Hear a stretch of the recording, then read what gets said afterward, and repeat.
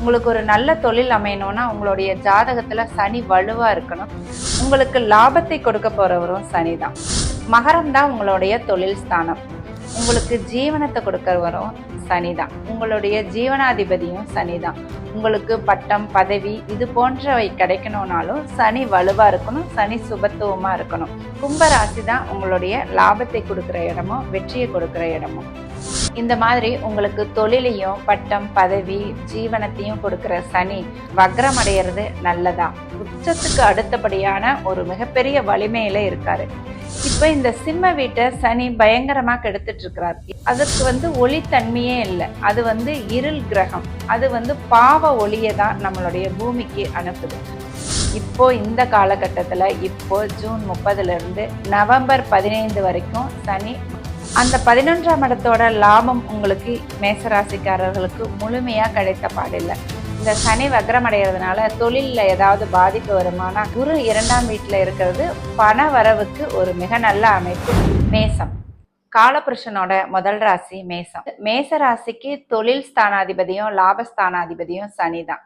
உங்களுக்கு தொழிலை அமைச்சு கொடுக்கறவரும் லாபத்தை கொடுக்கறவரும் சனி என்ற கிரகம்தான்.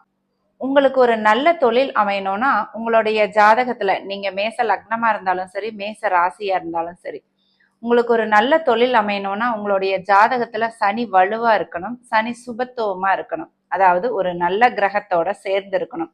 குருவோட சுக்கிரனோட வளர்பிறை சந்திரனோட சேர்ந்திருந்தா சனி உங்களுக்கு ஒரு நல்ல தொழிலை அமைச்சு கொடுப்பார். மேச ராசிக்காரர்களுக்கு அல்லது மேச லக்னக்காரர்களுக்கு. உங்களுக்கு லாபத்தை கொடுக்க போறவரும் சனிதான். உங்களுடைய லாபாதிபதியும் சனிதான்.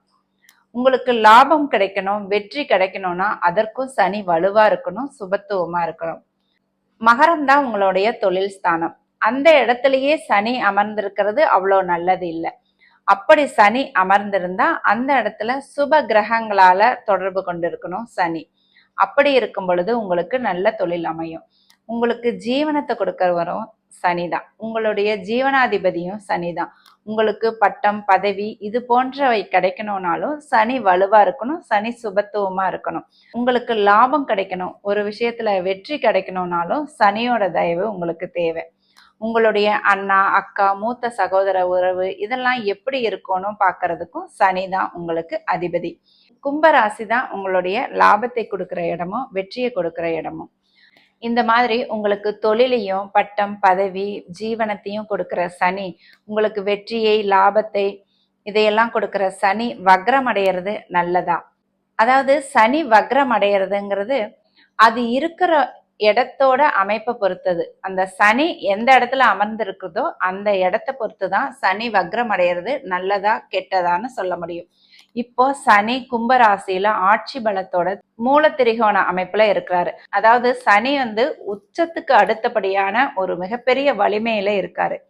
சனி எப்பவுமே ரொம்ப வலிமையா இருக்கிறது, சுபத்துவம் இல்லாம வலிமையா இருக்கிறது நல்லது இல்லை. இப்ப சனி கும்பராசியிலிருந்து நேரா சிம்மத்தை பாக்குறார். இப்ப இந்த சிம்ம வீட்டை சனி பயங்கரமா கெடுத்துட்டு இருக்கிறார். ஏன்னா சனி உக்ரமா இருக்கார், பயங்கர வலிமையா இருக்கார். சனி என்ற கிரகம் ஒரு பாவ கிரகம். அதற்கு ஒளித்தன்மையே இல்லை. அது இருள் கிரகம். அது பாவ ஒளியை தான் நம்மளுடைய பூமிக்கு அனுப்புது. அதனால நமக்கு கெடுதல்கள் தான் அதிகம். அந்த சனி உங்களுக்கு ஒரு சுப கிரகங்களோட சேரும் பொழுது சுப கிரகங்களை சனி பாவத்துவப்படுத்திட்டு சுப கிரகங்களோட ஒளியை வாங்கி சனி சுபத்துவம் அடைகிறார்.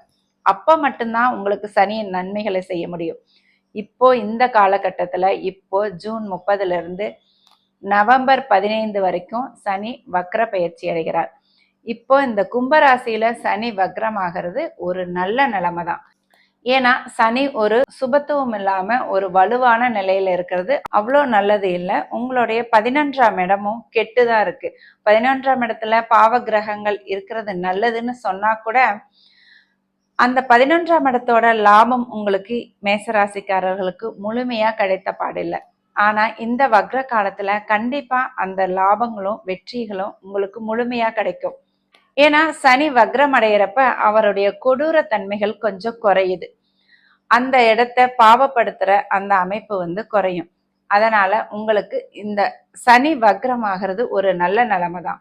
உங்களுடைய லாபம் தொழில் எல்லாமே எந்த குறையும் இல்லாம வளரும். இந்த சனி வக்ரம் அடைகிறதுனால தொழில்ல ஏதாவது பாதிப்பு வருமானா கண்டிப்பா இல்லை. தொழில் பாதிப்பு எதுவும் வராது. ஏன்னா லாபஸ்தானத்தை கெடுத்துக்கிட்டு இருந்த சனி ஆட்சி நிலையில இருந்தாலும் அந்த இடத்துல இருந்து அந்த இடத்த கெடுத்துக்கிட்டு தான் இருந்தார். அந்த சனியோட பலம் கொஞ்சம் குறையிறது உங்களுக்கு லாபம் கிடைக்கிற அமைப்புல ஒரு நல்ல விஷயம்தான். அதனால உங்களுக்கு இதுவரைக்கும் அந்த லாபத்தை விட அதிகமாவே வரும். ஏன்னா குருவும் 2ஆம் வீட்டுல இருக்கார். குரு 2ஆம் வீட்டுல இருக்கிறது பண வரவுக்கு ஒரு மிக நல்ல அமைப்பு. இப்போ இந்த காலகட்டத்துல சனி வக்ரமாகிறதும் உங்களுக்கு அதற்கு ஒரு பிளஸ் பாயிண்ட் தான். இந்த 4.5 மாத காலமும் உங்களுக்கு கண்டிப்பா ஒரு நல்ல தொழில் வளர்ச்சி அடையும். இதுவரைக்கும் வேலை இல்லாதவர்களுக்கு வேலை கிடைக்கிற யோகம் இந்த 4.5 மாசத்துல ஏற்படும். கடந்த 1.5 வருஷ காலமா உங்களுடைய அண்ணன் அக்கா உறவுகள்ல இழுத்துக்கோ பறிச்சுக்கோன்னு தான் இருந்திருக்கும். அந்த உறவுகள் இப்போ மறுபடியும் துளிர்க்க ஆரம்பிக்கும். உங்களுக்கு வெற்றியும் லாபமும் தள்ளி தள்ளி தான் போயிட்டு இருக்கும். உங்களுடைய பிரச்சனைகள்ல வம்பு வழக்குகள்ல உங்களுக்கு வெற்றி கிடைக்கிற அமைப்பு உங்களுக்கு தள்ளித்தான் போயிருக்கும். அந்த வெற்றி வாய்ப்பு உங்களுக்கு கிடைக்கும். சனி தன்னுடைய கொடூர தன்மைகளை குறைச்சிக்கிட்டு இந்த 5 மாதமும் அமைதியா இருக்க போறார். இதனால உங்களுக்கு நன்மைகள் தான் மேசராசிக்காரர்களுக்கு.